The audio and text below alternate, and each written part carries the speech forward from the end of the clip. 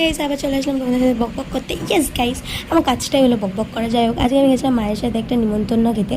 তো সেখানে তিতলি দিদিও ছিল, ওই যে ওর থোবড়াটা দেখে নিল। তো গিয়েই প্রথমে দেখলাম এই ছেলেপেলেগুলো একবার খেতে বসেছে, যদিও ওদের পেট ভরেনি বলে, আর আবার খেতে বসেছে। তারপর হট করে দেখলাম কারেন্টটা অফ হয়ে গেছে। আমি তো মনে মনে খুব মজা নিচ্ছিলাম। তারপরে হট করে দেখি ও বাবা আবার কারেন্ট চলেও এসেছে।